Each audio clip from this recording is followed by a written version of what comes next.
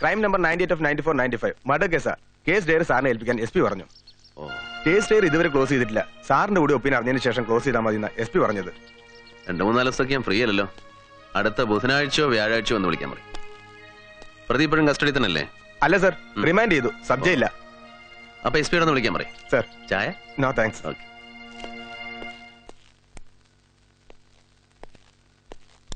Good morning sir. പ്രോസിക്യൂട്ടറെ കണ്ടോ? എന്ത് പറഞ്ഞു? കണ്ട് സംസാരിച്ചു. 3-4 ദിവസം ഫ്രീ അല്ല. എന്താ അവന്റെ പേര്? കുരുവിള, അനിയൻ കുരുവിള.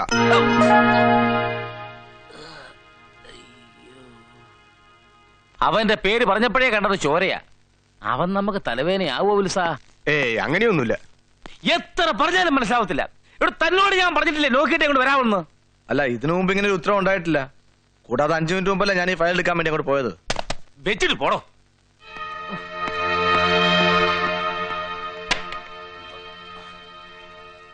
ഉണ്ണിയുടെ വക്കീലാരാ? എന്തെങ്കിലും തീരുമാനിച്ചോ? എന്ത് തീരുമാനിക്കാൻ? ലക്ഷങ്ങളാ ഓരോ വക്കീൽമാര് ഫീസ് ചോദിക്കണേ. ചിലര് കാണുമ്പോഴേ ഒഴിഞ്ഞു മാറും. ഫീസ് പറഞ്ഞ് മുഷിണ്ടച്ചാവും. പിന്നെ എന്റെ സ്ഥിതി പറഞ്ഞ 3 അക്കത്തിൽ കവിഞ്ഞ ഒരു ഫീസ് ഒരു കക്ഷിയും ദൈവം സഹായിച്ച് എനിക്ക് തന്നിട്ടില്ല. എന്നെ പോലും സിവിൽ വക്കീല് അത്രയൊക്കെ പ്രതീക്ഷിച്ചാ മതി. വരൂ, അകത്തിരിക്കാം. അല്ല തമ്പുരാനെ, അത്ര കേമന്മാരല്ലാത്ത ഇടത്തരക്കാരെങ്കിലും ആയാൽ അതുപോരാ രാജ. ഇത് കള്ളക്കേസാണ്. കള്ളസാക്ഷികളെ ക്രോസിൽ മുട്ടുകുത്തിക്കണമെങ്കിൽ നന്നായിട്ട് പൊരുതുന്ന വക്കീലിനെ വേണം. പോരാത്തതിന് സർക്കാർ വക്കീൽ കുരുവിള നടന്നാ കേട്ട്. ഞാൻ ഭംഗിവാക്ക് പറയല്ല. അയാളാണ് ഉണ്ണിയുടെ വക്കീലായിരുന്നെങ്കിൽ വക്കാലത്ത് ഒപ്പിട്ട ദിവസം തന്നെ ഞാൻ ഈ കേസ് മറക്കും. സമാധാനമായിട്ട് ഉറങ്ങുകയും ചെയ്യും. ഇപ്പൊ സമാധാനമില്ല, ഉറക്കമില്ല, നല്ല സുഖം. കോവിലകം പണയപ്പെടുത്തുകയോ കുറച്ച് വിൽക്കുകയോ ചെയ്താൽ 1 ഇഞ്ച് വിൽക്കാൻ പറ്റില്ല. ആ കോവിലകം എന്നല്ല, ഒട്ടുമുക്ക കോവിലകങ്ങളുടെ സ്ഥിതി അതന്നെയാ. റിസീവർ ഭരണത്തില 108 കേസും ഉണ്ടാവും. പിന്നെ ആഭരണങ്ങൾ കുറച്ചുള്ളത് വിൽക്കാൻ വേണ്ടി ഇന്ദു എന്നെ ഏൽപ്പിച്ചു. ഞാൻ സമ്മതിച്ചില്ല. ഇനി അതൊക്കെ വിറ്റാ തന്നെ എന്താവാനാ? അവളെ നാളെ ഒരുത്തന്റെ കൂടെ ഇറക്കി വിടേണ്ടതല്ലേ. അവസാനം വേറെ ഒരു മാർഗവും ഇല്ലാതെ എന്റെ ഉണ്ണിക്ക് സർക്കാരിന്റെ സൗജന്യ വക്കീൽ തന്നെ ആവോ ശരണം. ദാരിദ്ര്യത്തെ ഉപാസിക്കുന്നവര് വലുതൊന്നും ആഗ്രഹിക്കരുത്.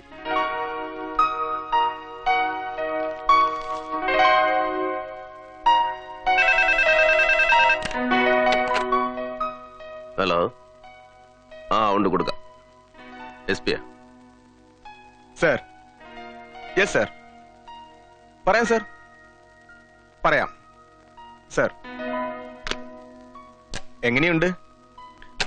ജസ്റ്റ് നോക്കിയല്ലേ ഉള്ളൂ. സാറിന്റെ ഒപ്പീനിയൻ പെട്ടെന്ന് അറിഞ്ഞാൽ കൊള്ളാമെന്ന് SP പറഞ്ഞു. സുഗുണപാലനല്ലേ? എന്താ സർ? പ്രോസിക്യൂഷൻ കേസുകളിൽ സുഗുണപാലൻ പൊതുവെ വലിയ താല്പര്യം കാണിക്കാറില്ലല്ലോ. സാധാരണ അയാളുടെ ചായ്വ് പ്രതിഭാഗത്തോടാണ്. പ്രതി ഇത്ര കേമനാണെങ്കിൽ ഒന്നുകൂടെ ഉഷാറാവും. ഇപ്രാവശ്യം എന്ത് പറ്റി വാദിഭാഗത്ത്? ഈയിടെ 2-3 കേസിൽ അതിന്റെ റിഗ്രറ്റ്. അതൊക്കെ അയാൾ സ്വയം തോറ്റുകൊടുത്തതല്ലേ, പിന്നെ എന്തിന്റെ regret? Anyway that is none of my business. Well mister Wilson, see you sir. വരട്ടെ.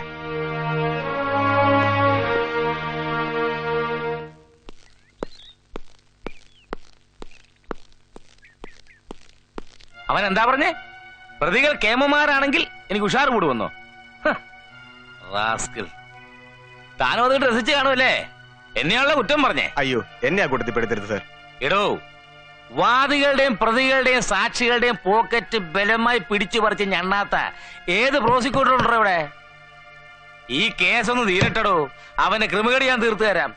മേലിലാ നാക്കൊണ്ട അവൻ ആരെയൊന്നും പറയത്തില്ല. കുരുവിള, കുഴിക്ക കുരുവിള. അവന്റെ അമ്മയുടെ ഒരു പേര്.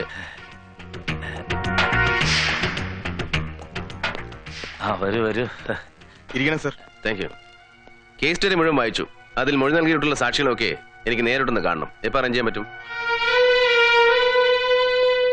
എന്താ, പ്രോസിക്യൂട്ടർക്ക് വിറ്റ്നസിനെ കാണാൻ അവകാശമില്ലേ? ഇല്ലെങ്കിൽ പറഞ്ഞാൽ മതി. അങ്ങനെയൊന്നുമില്ല, എപ്പോ വേണമെങ്കിലും കാണാം. Then better arrange it. Okay sir.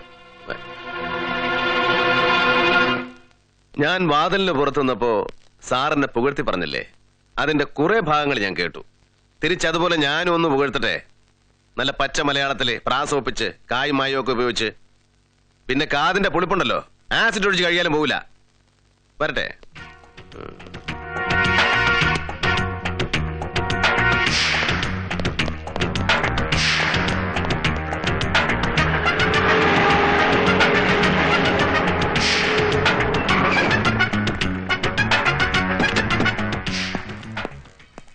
Hello. Hello, എന്താ സർ ഇവിടെ? ഞാൻ നിങ്ങളുടെ SP ഒന്ന് കാണാൻ വന്നതാ. ഓ, വരട്ടെ. ആ മിസ്റ്റർ രാജൻ, ആ കോവിലകം കേസിലെ ഇൻക്വസ്റ്റിലൊക്കെ നിങ്ങളുടെ പേരാണല്ലോ കണ്ടത്. പിന്നീട് അങ്ങോട്ട് DYSP വിൽസനാണ് കേസ് കൈകാര്യം ചെയ്തിരിക്കുന്നത്. ആ മാറ്റത്തിന് എന്തെങ്കിലും പ്രത്യേകിച്ച് കാരണങ്ങളുണ്ടോ? പ്രത്യേകിച്ച് കാരണമൊന്നുമില്ല സർ. കേസ് തുടങ്ങി വെച്ച ഞാനൊക്കെ തന്നെയാ. അപ്പോഴായി പൗരസമിതിയും പത്രക്കാരെല്ലാം ചേർന്ന് കേസാകെ സെൻസേഷനിലാക്കിയത്. വലിയ കേസായ സ്ഥിതിക്ക് ഏതെങ്കിലും സീനിയർ ഓഫീസറെ കൊണ്ട് അന്വേഷിപ്പിക്കാൻ നല്ലതെന്ന് കരുതി വിൽസൺ സാറിനോട് SP കേസ് ഏറ്റെടുക്കാൻ പറഞ്ഞു. അത്രേ ഉള്ളൂ. കൂടാതെ ആ ഫാമിലി എനിക്ക് അറിയാവുന്ന സ്ഥിതിക്ക് ആർക്കൊരു തെറ്റിദ്ധാരണ തോന്നണ്ടല്ലോ, അതൊരു കാരണമാവാം. പച്ചക്കള്ളം. ഇദ്ദേഹം തന്നെ സീനിയറെ സേവ് ചെയ്യാൻ ശ്രമിക്കണം സർ. അവർ ഇദ്ദേഹത്തെ മാറ്റാൻ പ്രത്യേകിച്ച് കാരണമുണ്ട്. ഇദ്ദേഹം ഇൻവെസ്റ്റിഗേഷൻ തുറന്നാൽ അവരുദ്ദേശിക്കുന്ന പലതും നടക്കില്ല. അത്രേ ഉള്ളൂ. ബാലൻ, അവർക്കെന്താ ഉദ്ദേശം? ഈ കേസ് എങ്ങനെയെങ്കിലും തീർക്കണം. പക്ഷേ അതിനുവേണ്ടി മെനക്കെടാൻ അവർക്ക് സമയമില്ല. പിന്നെ കിട്ടിയ ഉണ്ണിത്തമ്പുരാനെ. സർ, ഞാനൊരു കാര്യം തുറന്നു പറയാം. ആ ഉണ്ണിത്തമ്പുരാനെ ആരെങ്കിലും അങ്ങോട്ട് ബലാത്സംഗം ചെയ്യാൻ ശ്രമിച്ചാൽ അയാൾ ഓടി രക്ഷപ്പെടുകയുള്ളൂ. അതായത് പ്രകൃതം. ആ മനുഷ്യനൊരു പെണ്ണിനെ ബലാത്സംഗം ചെയ്ത് കൊന്ന് കുളത്തിലിട്ടു എന്നൊക്കെ പറഞ്ഞ കഷ്ടം തന്നെ. ബാലങ്ങനെ തറപ്പിച്ച് പറയൊന്നും വേണ്ട. സങ്കീർണമാണ് മനുഷ്യ മനസ്സുകൾ. എപ്പോഴാണ് അവന്റെ ഉള്ളിൽ മൃഗം പുറത്തു വരിക എന്ന് ആർക്കും പറയാൻ പറ്റില്ല. അങ്ങനത്തെ പല ഇൻസിഡൻസും എനിക്കറിയാം. അപ്പൊ ഓക്കെ സർ.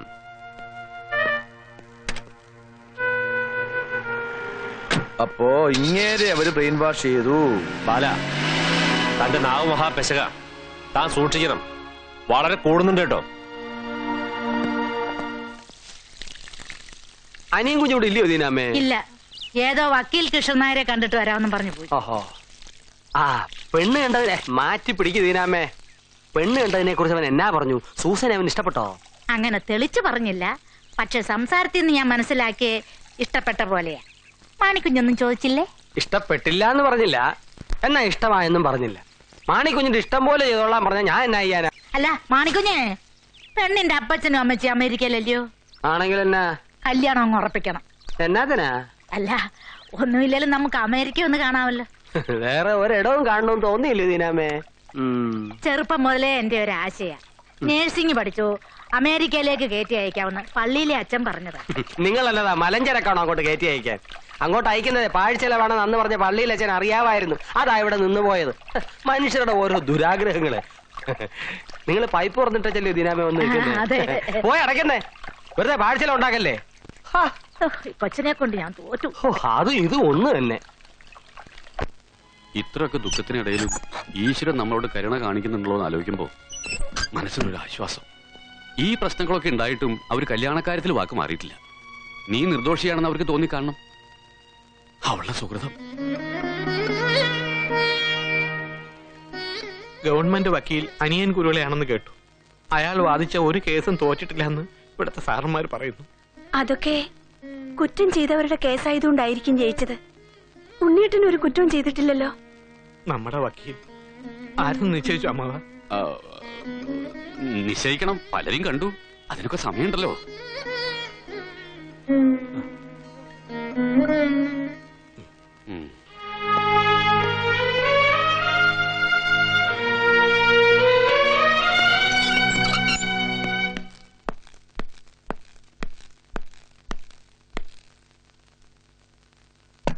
യെസ്.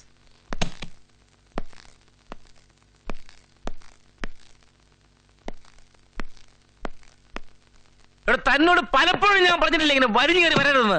ഞാൻ നോക്കിയിട്ടാ സാർ വന്നത്. നോക്ക് ചെയ്തു. എന്താണ് വയ്യില്ലേ? ട്രഷറി കൊടുക്കേണ്ട ബില്ലുകളാ. ഇന്ന് 11 മണിക്ക് മുമ്പ് കൊടുത്തില്ലെങ്കിൽ അതൊക്കെ നാളെ കൊടുക്കാം. സാറിന്റെ TA ബില്ലുകളാ കൂടുതൽ. നാളെ കൊടുക്കാം അല്ലേ സാർ? ഇങ്ങോട്ടും നാളത്തേക്കൊന്നും ഉണ്ടാക്കണ്ട.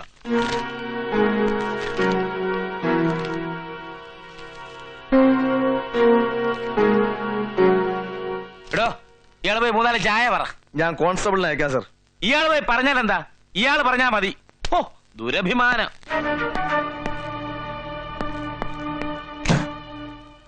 സാർ, കുറച്ചുകൂടെ ഡീസന്റ് ആവാം. ഒന്നുമില്ലേലും അയാളൊരു സബ് ഇൻസ്പെക്ടർ അല്ലേ? ഇവിടുത്തെ ഭരണമൊക്കെ ഞാൻ നോക്കിക്കോളാം. വക്കീലിനെ പണി ചെയ്താൽ മതി.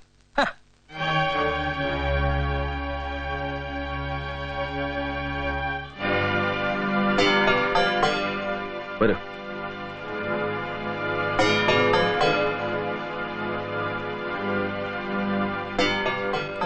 തൊഴിലേക്കാൻ കോടതി മതി.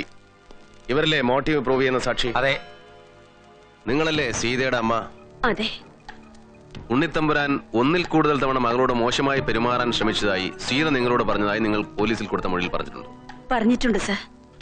കാലത്ത് BA യും MA ഒക്കെ പഠിച്ച ഒരാൾക്ക് ജോലി കിട്ടാൻ വലിയ ബുദ്ധിമുട്ടാണ്.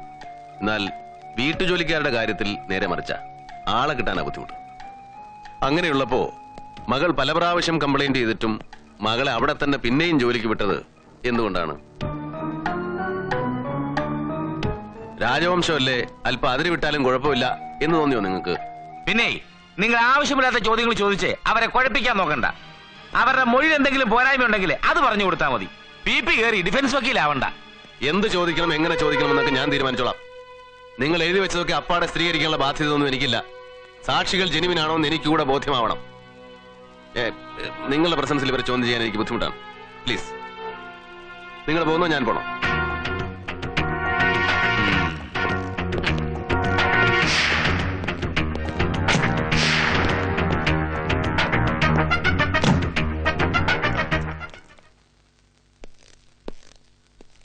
എന്റെ അമ്മോ തൊലയ്ക്കും, അയാൾ എല്ലാം തൊലയ്ക്കും. എന്നെ നശിപ്പിച്ച അയാൾ അടങ്ങൂ. തനിക്ക് എവിടുന്ന് കിട്ടിയടോ ഈ സാധനത്തിനെ? ഒരു കാര്യം ചെയ്, താൻ ആ വാലടച്ച് കുറ്റിയുടെ പെണ്ടാരം മിണ്ടാതെ വരും. എന്റെ അമ്മോ ദേ വന്നു. ഹലോ. Yes yes. ഇത് മുഴുവൻ അസംബന്ധമാണ്. മൊഴികൾ, രേഖകൾ, സാക്ഷികൾ എല്ലാം കൃത്രിമമാണ്. ക്രൈമുമായിട്ട് പുല ബന്ധം പോലുമില്ല. ചില ജെനുവിൻ കേസുകളിൽ ഒഴിച്ചുകൂടാനാവാത്ത സാഹചര്യങ്ങളിൽ ചില ലിങ്ക്സ് കണക്ട് ചെയ്യാൻ 1-2 സാക്ഷികളെ പ്രോസിക്യൂഷൻ മാനിപ്പുലേറ്റ് ചെയ്യാറുണ്ട്. പക്ഷേ 100% കള്ളസാക്ഷികളും രേഖകളും കെട്ടിച്ചമച്ചൊരു കേസുണ്ടാക്കാൻ ഈ ഭൂമി മലയാളത്തിൽ നിങ്ങൾ ഒരാളെ കൊണ്ട് മാത്രമേ കഴിയൂ. അല്ല, മനസ്സിലാകാഞ്ഞിട്ട് ചോദിക്കുക, നിങ്ങൾ എന്തോന്നാ പറഞ്ഞോണ്ട് വരുന്നത്? ഒരാൾ കൃത്യം ചെയ്തതിന് മുമ്പ് അതിൽ സാക്ഷിയാകേണ്ടവരെയൊക്കെ മുന്നറിയിപ്പ് നൽകി വിളിച്ചു നിർത്തി ആ കൃത്യം ചെയ്യണമെന്ന്. പ്രതി കുറ്റം ചെയ്തതെന്ന് ബോധ്യമായാൽ അത് തെളിയിക്കേണ്ട ചുമതല പോലീസിനാണ്. 10-30 വർഷമായി സാറേ ഈ വേഷം കെട്ടി ആടാൻ തുടങ്ങിയിട്ട്. ഇനിയിപ്പോ ഒരു കേസ് എങ്ങനെ ഫ്രെയിം ചെയ്യണമെന്ന് എന്നെ ആരും പഠിപ്പിക്കണ്ട. കട്ടവനെ കിട്ടിയില്ലെങ്കിൽ കിട്ടിയവനെ കള്ളനാക്കുന്ന പരിപാടി നടപ്പില്ല. കേസ് തെളിയണമെങ്കിൽ മെനക്കെടണം, അധ്വാനിക്കണം. ശരീരം കൊണ്ട് മാത്രം പോരാ, ഇതുകൂടെ പ്രവർത്തിക്കണം. എന്നിട്ടും പ്രയോജനം ഉണ്ടായില്ലെങ്കിൽ പോയി തൊലയട്ടെ. തെളിയാത്ത എത്രയോ കേസുകൾ എത്രയോ സ്റ്റേഷനിൽ കെട്ടിക്കിടക്കുന്നു. അതിനോട് ഒരെണ്ണം കൂടെ കൂടും. എന്നാലും ഒരു നിരപരാധി അപരാധിയാക്കരുത്. അങ്ങനെ സംഭവിച്ചാൽ നമ്മുടെ ജുഡീഷ്യറിക്ക് തന്നെ അത് കളങ്കമാവും. വേണ്ട സാർ, ജുഡീഷ്യറിക്ക് കളങ്കമുണ്ടാക്കുന്നൊന്നും സാർ തൊടണ്ട. നിങ്ങൾക്ക് ഒഴിഞ്ഞു മാറാം, അതിനുള്ള സ്വാതന്ത്ര്യം നിങ്ങൾക്കുണ്ട്. നിങ്ങൾക്ക് വരെ എൻഗേജ്മെന്റ് ഉണ്ടെന്നോ പ്രതികളെ പരിചയമുണ്ടെന്നോ സുഖമില്ലെന്നോ എന്തെങ്കിലും പറഞ്ഞ് ഒഴിഞ്ഞെന്നാ മാത്രം മതി. ഈ കേസ് എനിക്ക് റാപ്പോർട്ടുള്ള വേറെ ആരെങ്കിലും വെച്ച് ഞാൻ ജയിച്ചോളാം. ജയിക്കില്ല സാർ, ജയിക്കാൻ ഞാൻ അനുവദിക്കില്ല. പ്രഥമ ദൃഷ്ട്യാ കേസെടുക്കാൻ പോലും തെളിവിനകത്തില്ല. ഒരു നിരപരാധിയെ കരുവാക്കി പതക്കവും പ്രമോഷനും ഇവിടെ ആരും നേടണ്ട. ഞാനിതൊക്കെ ഓപ്പൺ കോർട്ടിൽ ഡിക്ലെയർ ചെയ്യും. അപ്പൊ കാണാൻ ഏത് കോടതി കേസ് കേൾക്കുന്നു.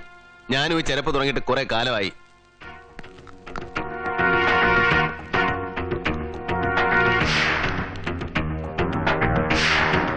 വേറെ ഏത് പബ്ലിക് പ്രോസിക്യൂട്ടറാ ഉള്ളത്? നമുക്ക് ചേരുന്ന ഒരാൾ? എല്ലാവരും എൻഗേജാണ് സർ. അതുകൊണ്ടാ അന്ന്. ഇനി ഏതെങ്കിലും തരത്തിൽ മറ്റൊരു BP കൊണ്ട് കേസെടുപ്പിച്ചാലും വേറൊരു പ്രോബ്ലം ഉണ്ട് സർ. പല തട്ടുകളിലാണെങ്കിലും കാര്യമുള്ളതുകൊണ്ട് ഒരു കോമൺ കോഴ്സ് വരുമ്പോൾ പ്രോസിക്യൂട്ടേഴ്സ് എല്ലാം യോജിക്കുമോന്ന എന്റെ സംശയം.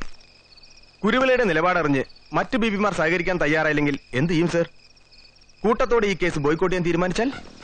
ഈ കേസ് ഒരു പബ്ലിക് പ്രോസിക്യൂട്ടറും വാദിക്കാൻ പോകുന്നില്ല. പിന്നെ ബ്രഹ്മാവ് വിചാരിച്ചാലാണോ ആയുസിന് പഞ്ഞം?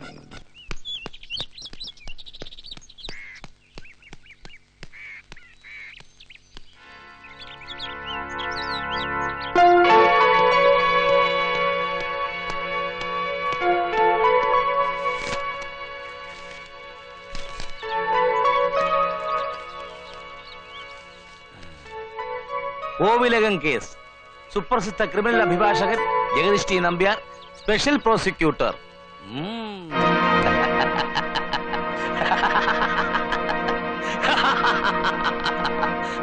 Out. You are out from this case for ever. ഇനി താൻ മൈക്ക് വെച്ച് ഡിക്ലെയർ ചെയ്തു. കേൾക്കാൻ ആരും കാണില്ല, താൻ മാത്രമേ ഉണ്ടാവൂ. കേസ് അന്വേഷിക്കുന്ന ഉദ്യോഗസ്ഥന് ആവശ്യം വന്നാൽ സ്പെഷ്യൽ പ്രോസിക്യൂട്ടർ സേവനം തേടാം. ആ റിക്വസ്റ്റ് കോർട്ട് അംഗീകരിച്ചേ പറ്റൂ. അതിന് നിയമസാധുതയുണ്ട്. മറ്റാരായിരുന്നെങ്കിലും ഈ പ്രോസസ് കംപ്ലീറ്റ് ചെയ്യാൻ 10-15 ദിവസം വേണ്ടി വന്നില്ല. എനിക്ക് 24 മണിക്കൂർ പോലും വേണ്ടി വന്നില്ല. ഇപ്പോൾ മനസ്സിലായി കാണും സുഗുണപാലന്റെ റേഞ്ച് എന്താണെന്ന്. ഇതുവരെ എനിക്ക് ഈ കേസ് ജസ്റ്റ് എ കേസ് മാത്രമായിരുന്നു. പക്ഷേ ഇനി ഇതിന്റെ പ്രസ്റ്റേജ് ആണ്. എനിക്കിത് ജയിച്ചേ പറ്റൂ. My foot. How dare you say that? മേൽത്തട്ടിലുള്ള യജമാന്മാരുടെ കാല് കഴുകിയ വെള്ളം തീർത്ഥം പോലെ 365 ദിവസം സേവിക്കുന്നവർക്ക് ഇതിലപ്പുറവും സാധിക്കും. ആ റേഞ്ചും ഇൻഫ്ലുവൻസും കോടതിയുടെ മതിൽ പുറത്തേ നിൽക്കൂ. അത് നമുക്ക് കാണാം. ഞാനും ഈ ചെരുപ്പ് തുടങ്ങിട്ടെ കുറെ കാലമായി വക്കീലേ. എങ്കിൽ അതെങ്കിലും വൃത്തിയായിട്ട് ചെയ്യണം സാർ.